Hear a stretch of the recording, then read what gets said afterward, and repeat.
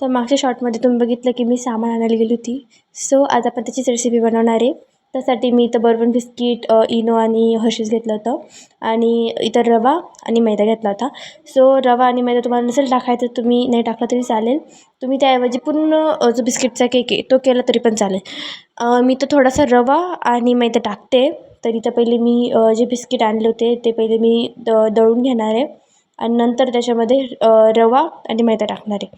So एक एक करून मी सगळी बिस्किट काढून घेते. तर इथं तुम्ही दुसरे पण घेऊ शकता. तुम्हाला सपोज ओरिओ आवडत असेल, बर्बन, हायड अँड सीक तुम्हाला जे आवडतं ते बिस्किटचे तुम्ही बनवू शकता. मला बर्बन आवडतं, मी बर्बन बिस्किटचे केले.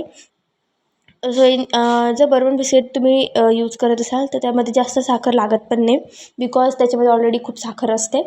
नंतर मी हे दळून घेतलं. जे बिस्किटचं होते ते पहिले बिस्किट दळून घ्यायचे, बिकॉज त्याचा आपल्याला नीट बारीक चुरा करायचा आहे आणि नंतर आपल्याला रवा आणि मैदा टाकायचा आहे.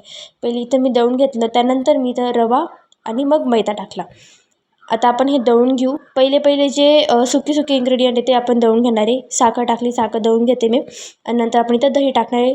दही तुम्ही रवा आणि मैदा यूज करत असाल तर तुम्ही दही टाकाच, बिकॉज दहीने छान त्याला स्ट्रक्चर पण येते, छान लागते.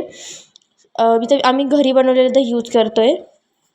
त्यानंतर आपण इथं बाकीची तयारी करून घेऊ. तर मी तर हे ठेवलेलं, तुम्ही पातेलं ठेवू शकता, मी कुकर ठेवलं आणि त्यामध्ये रिंग ठेवली. तोपर्यंत आपण इथं सोडा टाकून मिक्स करून घेऊ आणि इथं मी भांड्याला तेल लावलं होतं आधीचंच, त्यामध्ये आपण टाकून घेऊ बॅटर आणि लावून देऊ. इथं 6:45 वाजले. तोपर्यंत काय करायचं, सो मी आणि माझा भाऊ आम्ही टाईमपास करत होतो बाहेर आणि तो पण माझी पप्पी घेत होता. आम्ही असं टाईमपास करत होतो.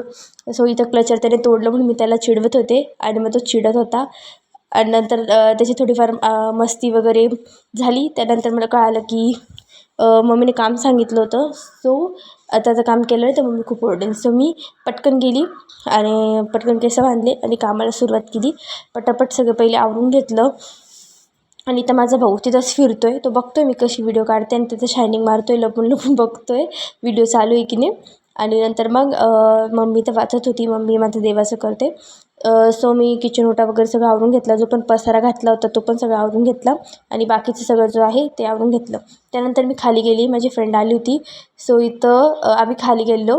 तर मग इथे माझे 2 फ्रेंड्स शायनिंग बघा, यांची शायनिंग कशी मारत होते. तर आम्ही ते सगळं झालं आणि नंतर मग त्याच्यामध्ये कधी 35-40 मिनटं निघून गेले कळालंच नाही. मग नंतर मी वरती केक बघायला आले आणि नंतर टूथपिक एकदम क्लीन निघाली, म्हणजे आपला केक मस्त झालेला आहे. सो मी त्याचे साईड्स मोकळा करून घेतले. त्या 5 मिनटानंतर मोकळं करा, आधीच नका करू, बिकॉज तेव्हा गरम केक असतो. गरम केक तुम्ही काढायला जाल तर तुटू शकतो. सो इथं मी हर्षीजने छान सोप केलं आणि सिम्पल केक केलेला. सो कसं वाटलं केक? थँक्यू.